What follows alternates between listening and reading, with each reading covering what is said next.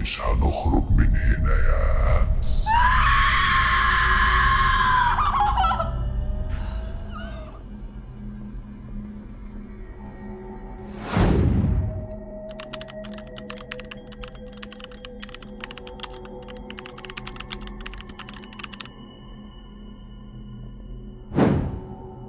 عمرك سألت نفسك ايه اللي ممكن يحصل لو حاولت تتواصل مع الجن بجد؟ ديت مش حكايات ومش خرافات، لكن الحاجة بترد عليك لو تواصلت معاهم.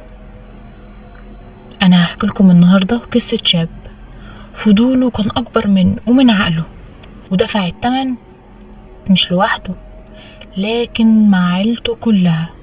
القصة دي مش مجرد قصة رعب، دي تحذير علشان محدش يقع بنفس الغلطة اللي وقع فيها الشاب ده. بس قبل ما نبدأ القصة كالعادة ما تنساش تصلي على سيدنا محمد عليه أفضل الصلاة والسلام، وتحط اللايك وتفعل الجرس عشان يوصل لكم كل جديد احنا بنعمله، وتشترك في القناة عشان نوصل ل2000 مشترك في أقرب وقت إن شاء الله. يلا بينا نبدأ.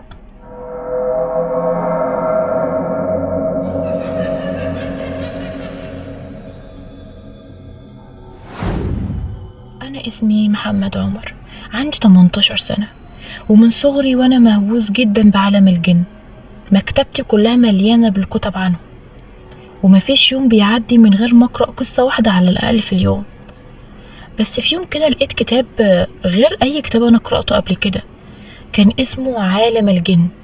الكتاب ده ما كانش زي أي كتاب أنا قريته قبل كده أصلا، كان غريب، كان فيه تفاصيل غريبة ودقيقة قوي، كأن الكاتب شافهم بعينه، عاش معاهم لحد ما وصلت لآخر صفحة. وكانت الصدمة أنا لقيت جملة مكتوبة بطريقة غريبة، بيقول لو عاوز تعرف أكتر اقرأ الجملة دي، ولقيت تحتها طلاسم.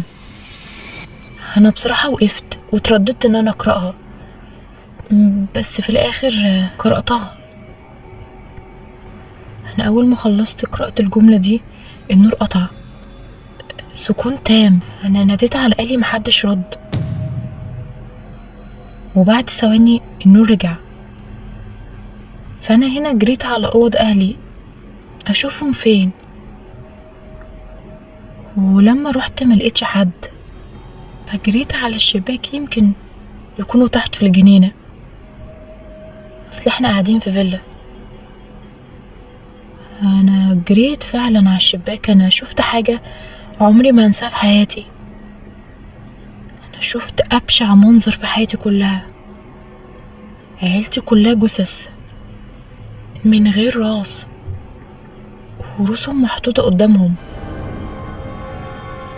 أنا في اللحظة دي عرفت إن أنا دخلت حاجة بيتي أكبر مني، وأنا دخلت في حاجة أكبر مني.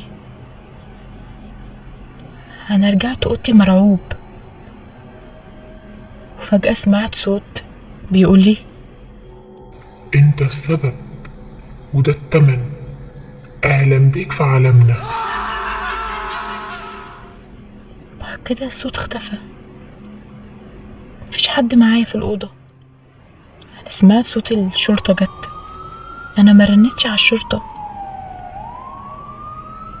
المهم الشرطة جت شافت المنظر وشكوا فيا أنا، فكروا إن أنا اللي عملت كده، بس ما كانش فيه دليل، فخرجت من القضية. بس بيني وبينكم أنا مش بريء، أنا السبب في كل ده. وبعد ما طلعت عملت عزا، بس الناس اللي جم كانوا خايفين مني ومن البيت.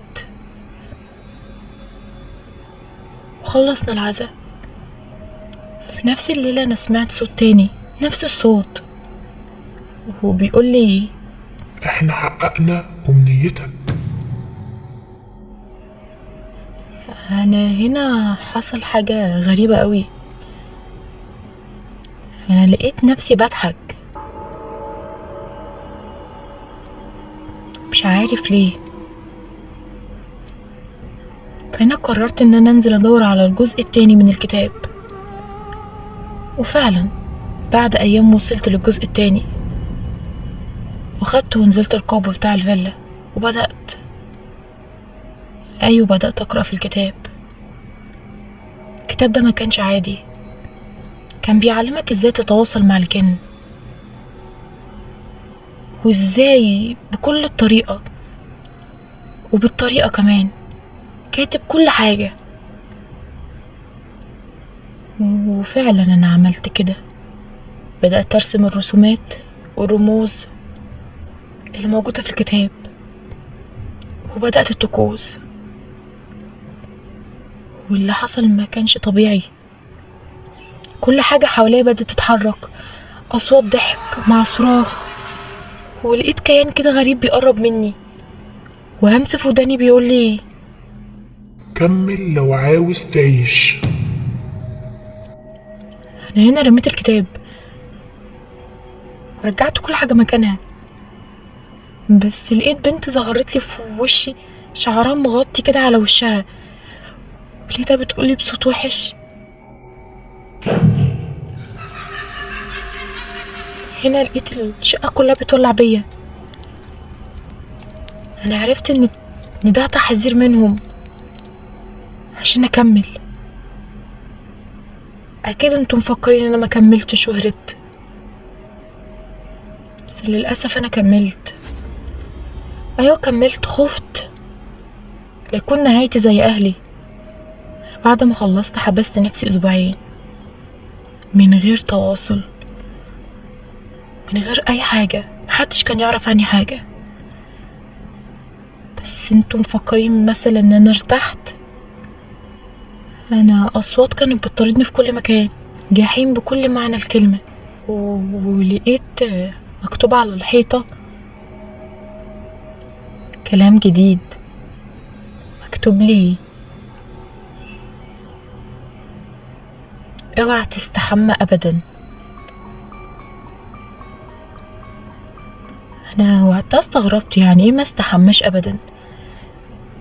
انا خلاص طاقتي خلصت، قلت كفايه، انا لازم ما اسمعش كلامهم، وعاندتهم ودخلت استحميت. انا اول ما خرجت من الحمام انا البيت كله بيتكسر فوقيا، كل حاجه بتتكسر. ما كانش حد معايا غير الخادم بس، خادم وحيد اللي بقي معايا. كان مرعوب، لقيته بيجري عليا،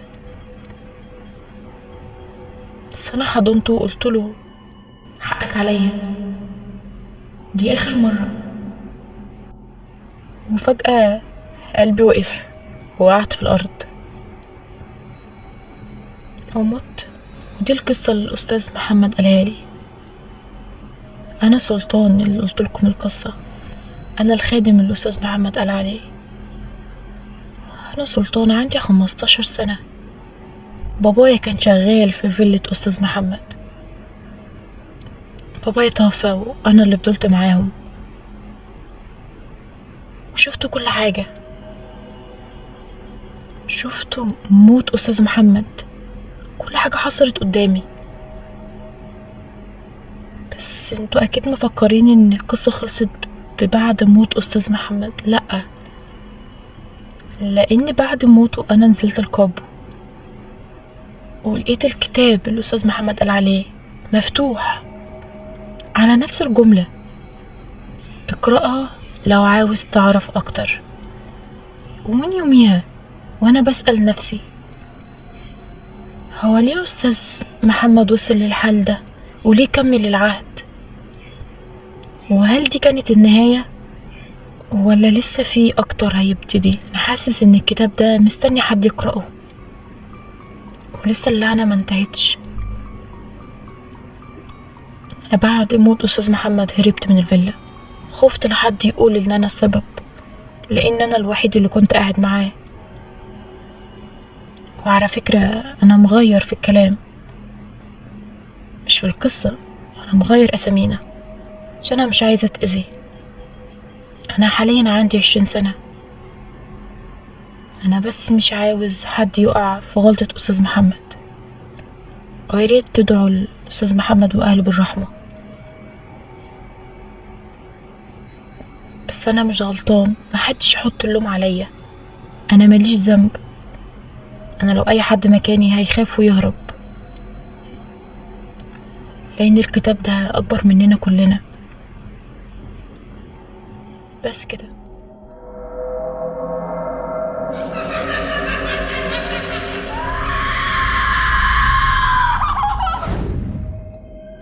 وبعد ما محمد مات في الأوضة والخادم سلطان هرب من البيت بسبب خوفه من الموت، البيت فضل فاضي، والكتب والطلاسم اللي كانت موجودة في القبر فضلت موجودة لحد دلوقتي. بس هل كده الحكاية خلصت؟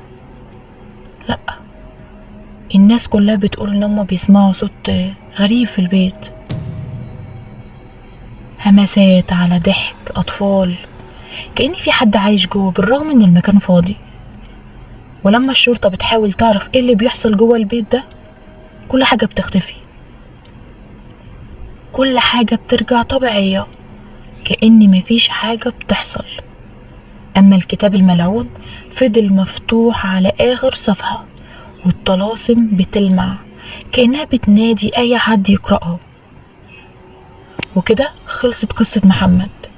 بس القصة الحقيقية ما خلصتش، وأي حد بيقرب من الكتاب أو القبر ممكن يبقى هو اللي هيكمل الحكاية. والدرس من القصة دي إن الفضول ساعات بيكلف روح، وبعض الأسرار لازم تتساب مدفونة أحسن، عشان لو طلعت بتدمر كل حاجة.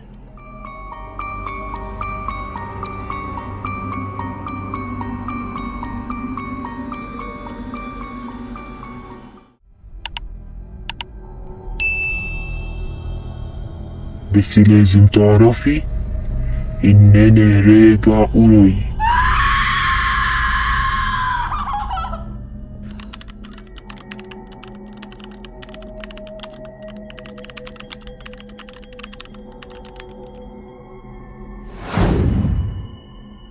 في أوقات بيكون الماضي مش مستعد يسيبك تمشي، وفي حكايات الموت فيها مش النهاية. تخيل كده حد يكلمك وعارف كل تفاصيلك وشايفك خطوة بخطوة وانت أصلا مش شايفه، والأصعب إن الشخص ده مات أصلا من زمان. القصة ديت مش خيال، دي حكاية بنت اسمها هديل، واللي حصل لها هيخليك تفكر 1000 مرة قبل ما ترد على رقم برايفت. بس قبل ما نبدأ القصة كالعادة تصلي على سيدنا محمد عليه أفضل الصلاة والسلام، وتكون مصلي فروضك الكاملة، وتشترك في القناة وتفعل الجرس عشان يوصل لكم كل جديد احنا بنعمله. يلا بينا نبدأ.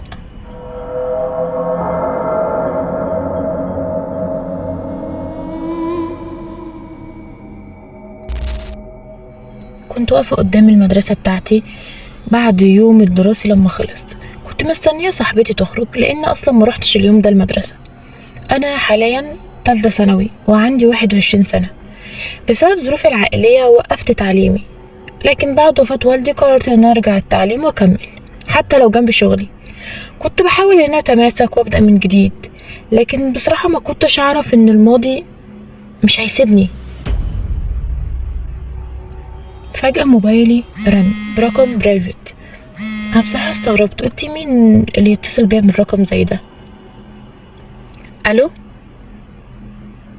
الو، مفيش رد، صوت هوا جديد بس. انا بصراحة كنت هقفل، لكن فجأة سمعت صوت كده تقيل بارد مرعب، هو بيقول لي: اول مرة تلبسي اللون ده؟ طول عمرك بتلبسي الوان تانية غير الاحمر، لانك مش بتحبي اللون ده.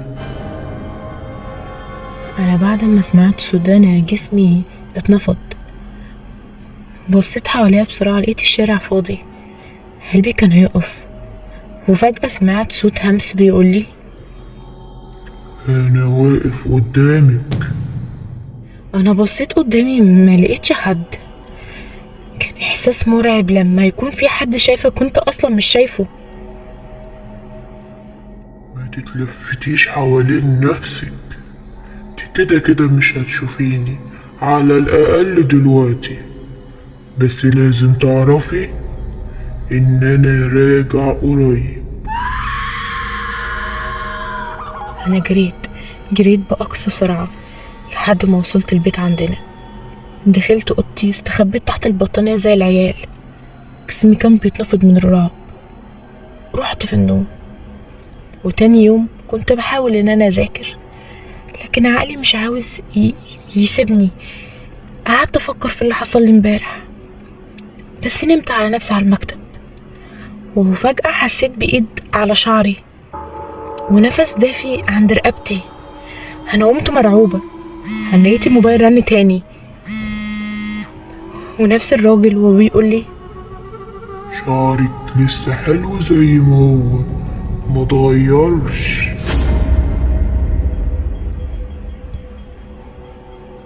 أنا كنت خلاص مكنتش قادرة، والرقم ده ما بيسيبنيش. أيام عدت والرعب بيزيد، وصوت همسات بالليل، حاسة إن في حد معايا. لحد يوم ما لقيت على الشباك اوضتي رسمة قفص، عصفور بيطير، نفس الرسمة اللي انا كنت برسمها. انا لمستها كده لقيت الرسمة اختفت. فتحت كتابي، لقيته مكتوب جواه: انا راجع قريب. انا مكنتش عارفة ايه اللي بيحصل لي، ومين ده، وازاي يخش اوضتي ويكتب وانا ما شفتهوش، وازاي الرسمه بتختفي. انا ما كنتش فاهمه اي حاجه. فضلت كل ده بيتكرر لي لحد يوم عيد ميلادي. لقيت هديه على سريري، جواها ادوات الرسم وبرفان رجالي، نفس البرفان اللي كان بيستخدمه هو، ومعاه ورقه مكتوبه: بكل سنه وانت طيبه، انا راجع.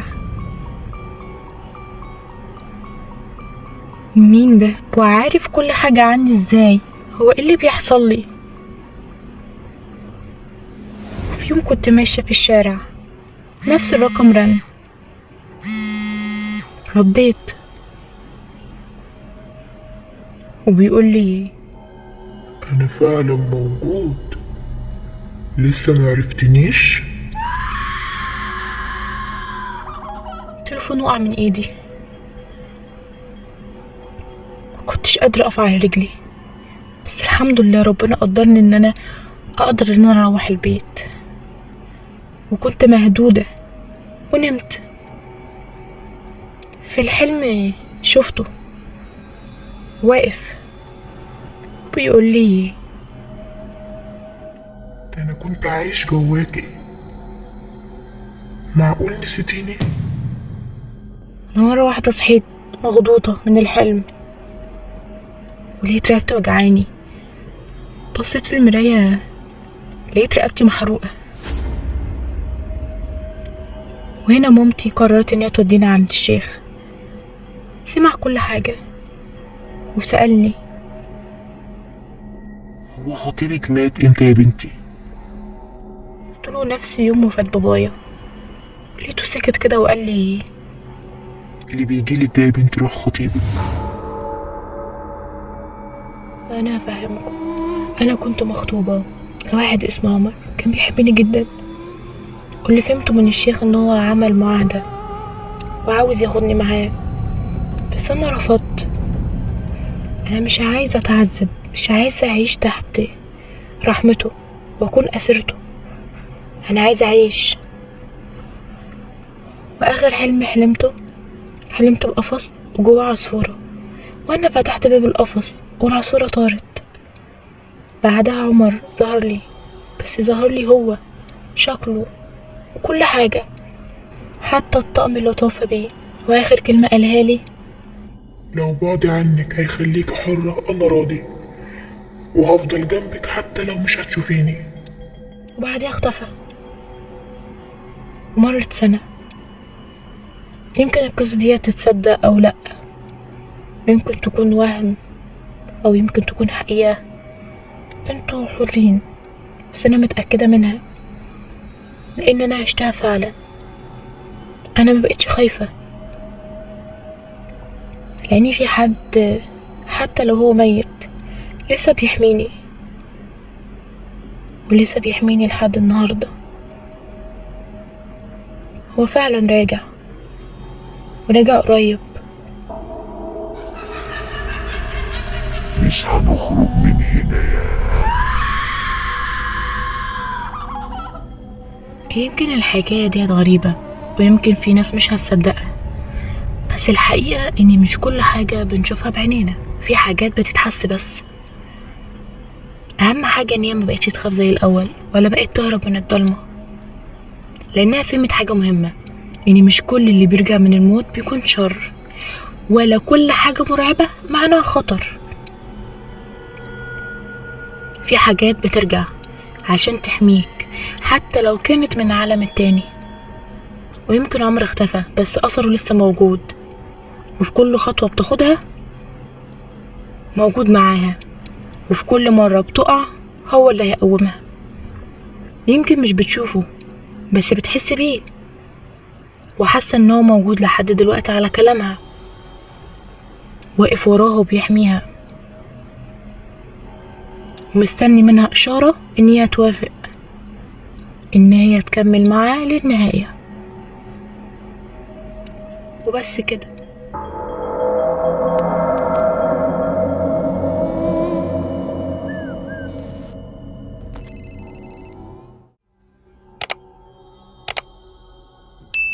مش هنخرج من هنا يا هانس.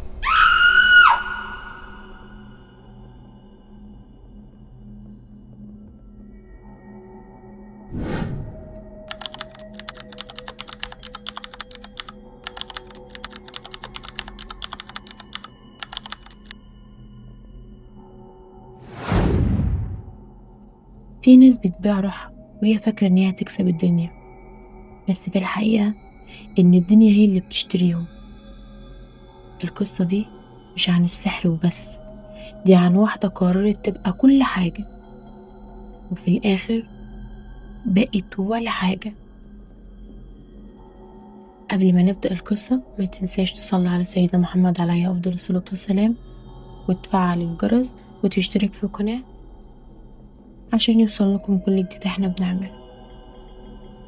يلا بينا نبدأ.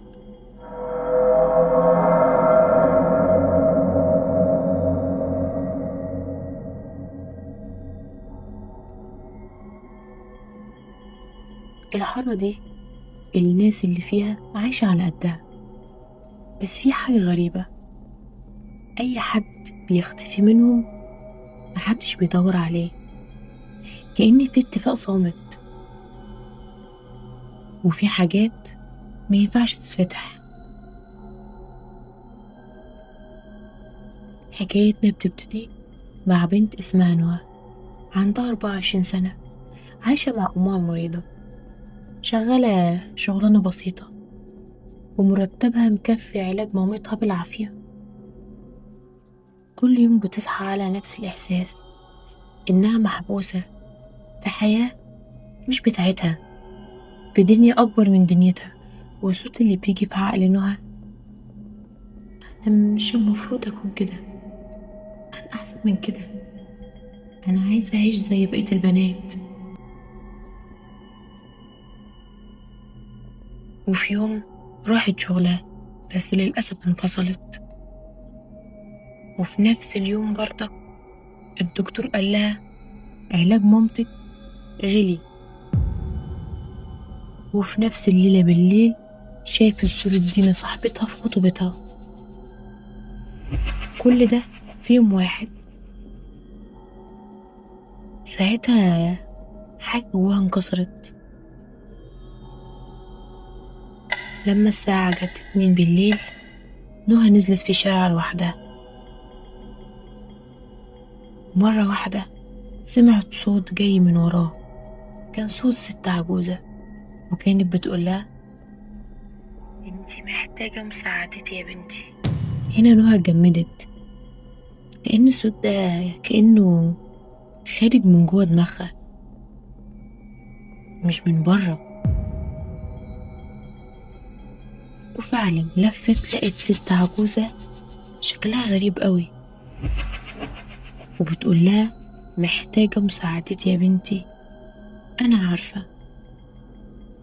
وفعلا نوى كانت الدنيا اسودت في وشها ووافقت على كلام الست، والست خدتها البيت قديم مفهوش نور غير شموع وبس، وريحته بين خليط البخور على حاجات متعفنة، والحيطان كلها مكتوب عليها رموز وحاجات تشبه العيون، وتحس ان الرسومات دي بتبص عليها. والعجوزة حطت قدامها ورقة وقالت لنهى اقرأيها.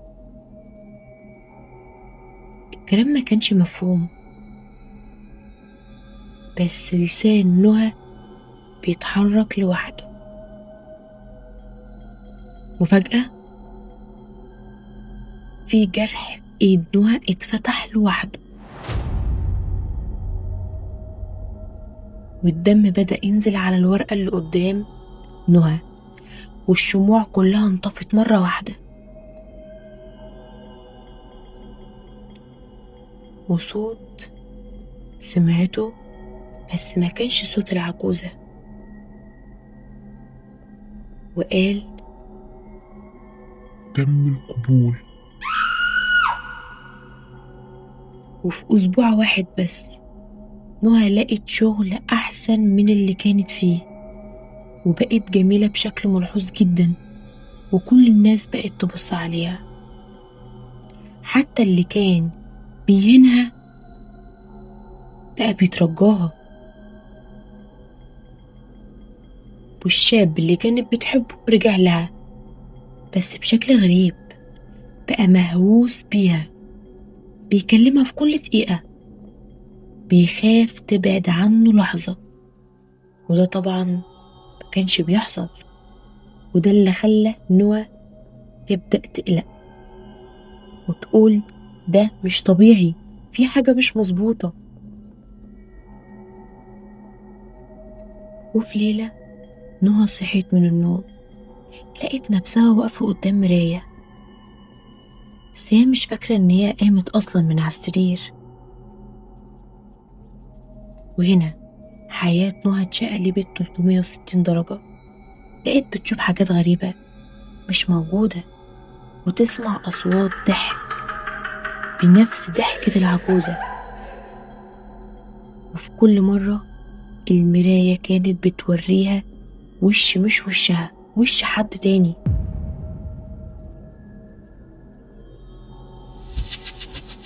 صاحبتها دنيا في مرة الناس قالوا إن هي اختفت، لكن الحقيقة إن نهى كانت معاها.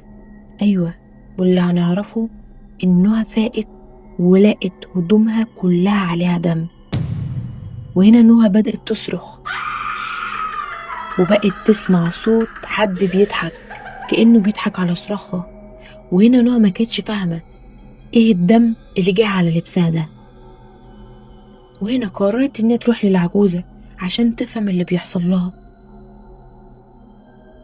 وفعلا العجوزة قالت لها الدم اللي بيكون على لبسك ده دم بني ادمين، بس مش انت اللي بتقتليهم، انت بتسددي ديونك. وهنا نهى ما كانتش فاهمة اي حاجة. وهنا العجوزة كملت كلامها وقالت كل حاجة انت خدتيها لازم تدفعي تمنها، جمالك ده قدامه روح، والفلوس اللي جت في ايدك قدامها دم، والحب اللي في حياتك قدامه عقل. وهنا نهى بدأت تفقد سيطرتها، وشها بقى يتغير قدام الناس، بس محدش بيلاحظ لأن اللعنة بتخلي كل واحد يشوف اللي عاوز يشوفه. وهنا الحكومة أعلنت إن في قاتل متسلسل،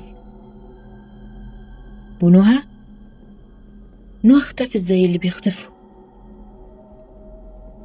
ومحدش عارف راحت فين، ولا الناس اللي كانت بتختفي راحت فين.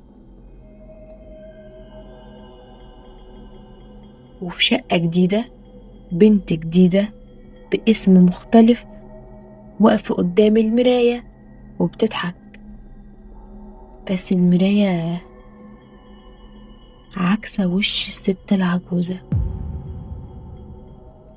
وهنا اللي فهمناه إن نهى غيرت مكانها وغيرت اسمها علشان تقدر تكمل مسيرتها وتوفي بالعهد اللي قطعته مع الشيطان.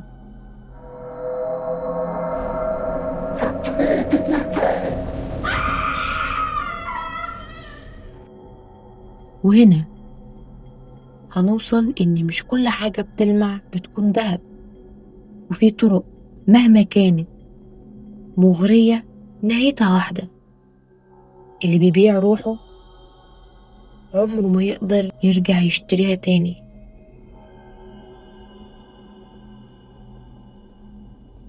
وهنا هنكون وصلنا لنهاية القصة.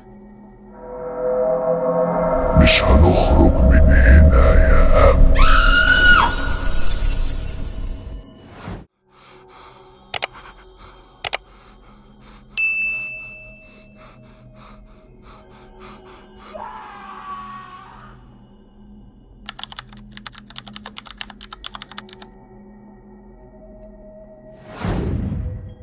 أحمد شاب عنده 24 سنة، كان طموح جدا وساب قريته وجه المدينة عشان يدور على شغل ومستقبل جديد. فعلا بعد تعب ومقابلات كتيرة اتقبل في شركة كبيرة جدا، وكان المفروض يبدأ شغله من تاني يوم. لكن كان في حاجة واحدة بس ناقصة، شقة يعيش فيها. أحمد لف مع صاحبه غالي يوم كامل من سمسار لسمسار. كل شقة كانت غالية أو بعيدة أو حالتها وحشة ما تتعاش فيها، لحد ما السمسار قال لهم دي شقة رخيصة جدا وقريبة من شغلك، بس بقالها فترة كبيرة أوي مقفولة. فهنا أحمد بص لخالته وقال له رخيصة وخلاص نروح نشوفها حاجة. العمارة كانت قديمة أوي وهادية بشكل غريب، مفيش صوت مفيش حركة، كأنها مكان مهجور. المهم طلع عليهم البواب. الراجل كده شكله متوتر، عينه بتلف حواليه كأنه خايف من حاجة. المهم فتح باب الشقة. أول ما دخلوا خالد شم ريحة وحشة أوي. خالد أول ما دخل قال إيه الريحة دي؟ أحمد فعلا قال له إيه ده ولا كأنه فتح باب مقبرة. فالبواب بسرعة فتح الشبابيك وقال لهم شقة بس مقفولة بقالها كتير، طبيعي يعني. لكن المفاجأة إن البواب وقف مرة واحدة وبص ورا خالد وأحمد بتوتر، وقال بصوت واطي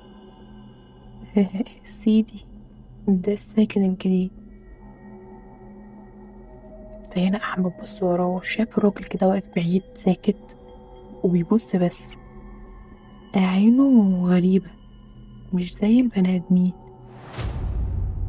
أحمد همس لخالد كده وقال له هو احنا دخلنا طقوس قديمة ولا ايه؟ فالراجل هنا لف وبص لخالد ولأحمد نظرة جامدة أوي باردة خلت أحمد عمره ما ينسى البصة دي أبدا في حياته. خالد قال لأحمد خلاص نمشي من هنا ونشوف مكان تاني، وأصلا المكان مش مريح. بس هنا أحمد أصر إنه هيقع لأن الشقة رخيصة. هنا لما أحمد كان بيلف في الشقة وبيدور لاحظ إن في دور تاني فوق. فلما خلص أموره مع صاحب الشقة وخلص كل حاجة ومشيوا، فهنا قرر إن هو يطلع يشوف الدور التاني ده. بس هنا لقى خرابيش طويلة على الحيطة كأن حد كان بيسحب حد بالعافية، وهو كان بيخربش بإيد كان بيمسك في الحيطة. وفي الآخر لقى طرقة، وفي آخر الطرقة دي أوضة مقفولة. وهنا فتح باب الأوضة دي. فهنا أحمد شم ريحة معفنة أوي خنقته لدرجة إن أحمد جري وساب الأوضة على طول ونزل الدور اللي تحت، وقرر إنه ميفتحش الأوضة دي تاني. والمهم بدأ يرتب هدومه وفتح الدواليب علشان يحط فيها هدومه، ومرة واحدة شاف قطة سودا قاعدة جوه الأوضة فبتبصله، فهو بص كده وانخض وقرأ قرآن، ومرة واحدة القطة اختفت. وده كان أول موقف يحصل لأحمد في الشقة. تاني موقف، قبل الفجر أحمد صحي فجأة كده، حاسس إن في حد كان نايم وراه، ففتح عينه لقى رجل راجل واقفة عند الباب من بره وقاعد يهز بجسمه، بس رجله ثابتة في الأرض. فأحمد هنا فضل قاعد يقرأ قرآن، وبرضك الخيال ده اختفى. وفي يوم كان راجع من الشغل، سمع صوت خطوات حد فوق في الدور التاني، فطلع يشوف مين، ما لقاش حد. ولما نزل الخطوات رجعت تاني، قال يمكن بيتهيأله وما شغلش باله. في نص الليل الكهرباء قطعت مرة واحدة، وبدأ همس يظهر في الشقة، والهمس كان عبارة عن، بس كان صوت بنت مش صوت راجل. ومرة واحدة لقى القط قدامه، فهنا ما كانش قادر يستحمل، فجري من الشقة وراح لخالد وحكى له على كل حاجة. فكان رد خالد عليه، انت بتتوهم. فأحمد هنا قرر ان هو يثبت كاميرات ويشوف ايه اللي بيحصل في الشقة دي، وفعلا جاب كاميرات وثبتها في الشقة. وتاني يوم شاف التسجيلات، وهنا شاف نفسه واقف قدام الكاميرا وبيكلم بصوت مش صوته. وهنا قرر أحمد لازم يعرف الحقيقة، وخد خالد وراح للبواب وهددوه. وهنا البواب اعترف وقال ان في ساحر قتل معلمه علشان يسرق منه كتاب السحر. فهنا الساحر روحه اتعلقت في البيت ده وانحبست، ومش هتتحرر لحد ما يلاقي ضحية بدل الساحر عشان روحه تتحرر. هنا كانت صدمة على خالد واحدة، وخدوا بعضهم ومشوا. بس في يوم من الأيام بالليل أحمد وخالد عملوا حاجة ما كانتش متوقعة، مولعوا في البيت. والأغرب والأخطر، سمعوا صوت صراخ جامد كأن في حد بيتوجع. بس هنا ممكن يكون اللعنة انتهت والساحر خرج من البيت ولا لأ؟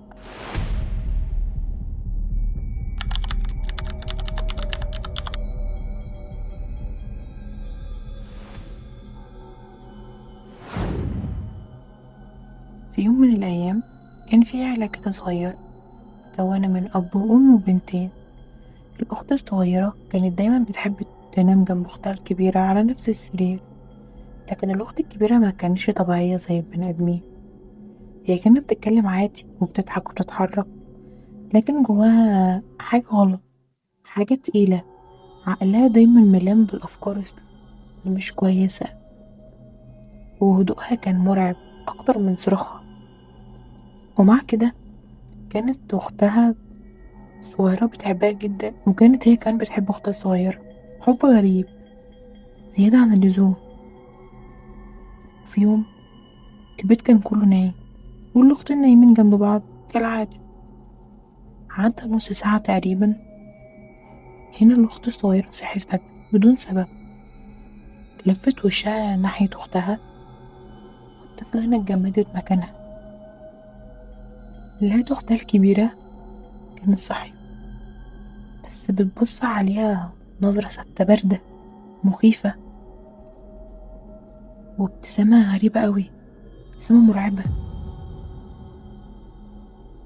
ابتسامة مش بتاعت بني آدمين، لأ.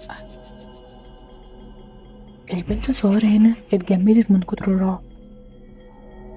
فلفت وشها الناحية التانية بسرعة من كتر ما هي كانت خايفة. وبعد ثواني لمت شجاعتها وبصت تاني، لقيت أختها نايمة عادي ولا كأن حاجة حصلت. هي كانت خايفة لكن مع الوقت نسيت، طفلة. وتاني يوم من الموقف ده على نفس السرير ونفس النوم، لكن المرة دي بعد نوم عميق للبنت الصغيرة فتحت عينيها ولقيتها تاني، نفس النظرة، نفس الابتسامة، نفس كل حاجة. لكن المرة ديت البنت ما استحملتش، وفجأة الأخت الكبيرة هجمت على الطفلة ومسكت رقبتها وكتمت نفسها. وصوت البنت ما كانتش صوت خالص، صوت خشن تقيل. وقالت لأختها الصغيرة: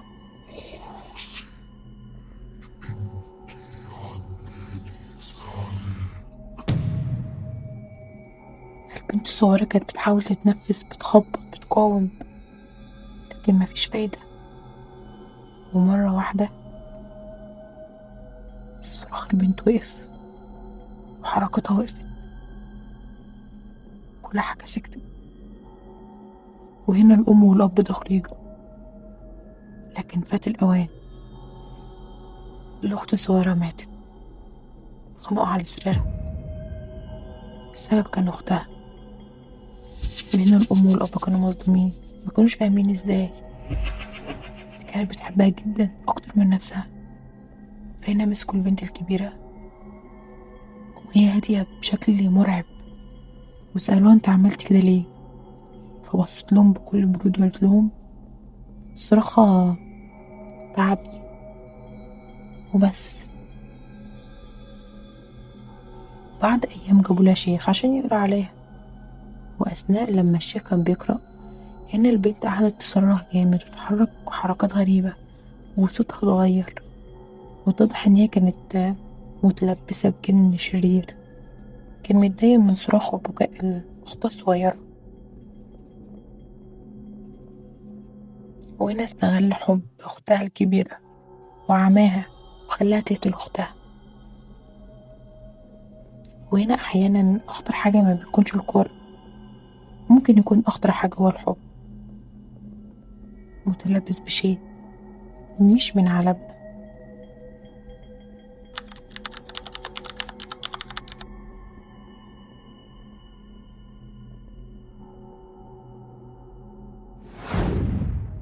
امبارح رجعت من الشغل الساعة 10 بالليل. الدنيا كانت هادية بشكل غريب، الهدوء اللي هو يخليك حاسس ان في حاجة مش طبيعية هتحصل. المهم وانا داخلة البيت بصيت كده على البلكونة بتاعت اوضتي، لقيت اخويا واقف بس بظهره للشارع، ساكت وثابت ما بيتحركش. فدخلت الشقة وناديت عليه: احمد، احمد. مفيش رد. لفيت في الشقة كلها مفيش حد. قلت يمكن طلع على السطح. طلعت الموبايل بتاعي من جيبي فلقيته فاصل شحن، فحطيته على الشاحن ودخلت اوضتي وسبت باب الشقة مفتوح. وفجأة شفت اخويا دخل بسرعة الأوضة التانية، الباب بعدها اتقفل. فهنا انا رحت اطمن عليه، فرحت خبطت قلتله: افتح يا ابني يا احمد. مفيش رد. فقلت له: مفتحش الباب هكسروا الباب عليه. رد عليا بصوت غريب قوي، مش صوت. قال لي: انا هنا وقفت مكاني. فقلت له: مالك انت صوتك متغير ليه؟ ما ردش. فقلت له: خلاص براحتك. رجعت اوضتي بصيت على الموبايل بتاعي، لقيت فيشة الشاحن متشالة، وانا متأكدة ان انا محطعة الشاحن اول ما دخلت. ومرة واحدة النور قطع والشقة بقت ضلمة، انا مش شايفة ايدي. دخلت المطبخ اجيب شمعة، لقيت اخويا خارج من المطبخ وماسك شمعة مولعها، اخدتها منه. قلت له انت مالك يا عم، في ايه؟ لقيته بصلي ومشي ودخل الأوضة وقفل على نفسه تاني. فانا رجعت اوضتي وقفلت الباب عليا، ومره واحده لقيت النور رجع عادي.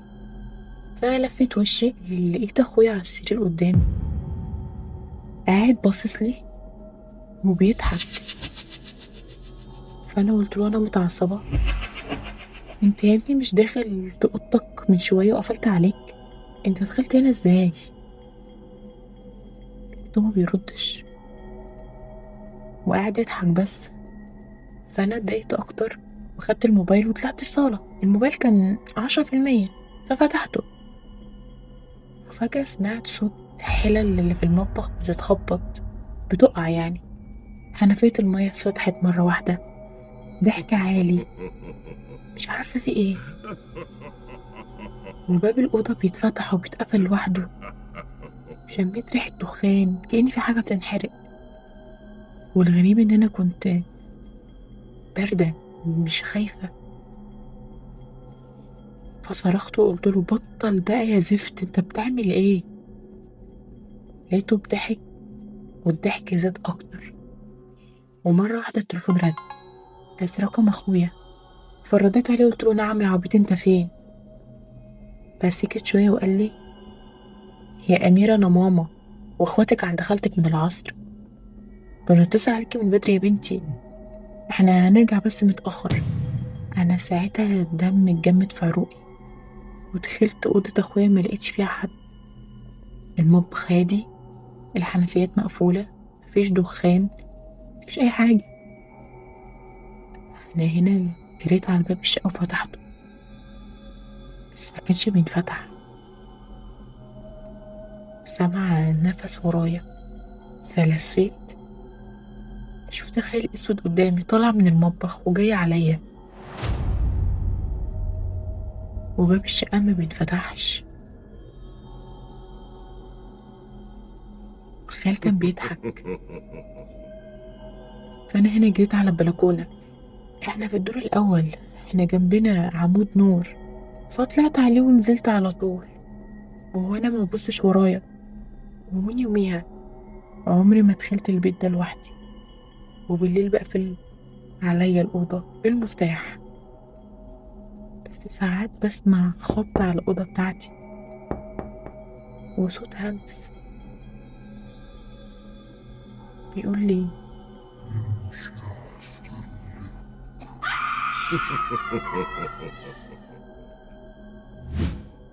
وهنا هنكون وصلنا لنهاية حلقتنا. رب تكون عجبتكم. متنساش اللايك الجميل والتعليقات الأحلى، وتصلوا على سيدنا محمد عليه أفضل الصلاة والسلام في التعليقات. وأهم حاجة تفعل الجرس عشان يوصل لكم كل جديد احنا بنعمل. أشوفكم على خير بحلقة جديدة، حلقات العتمة بعد منتصف الليل.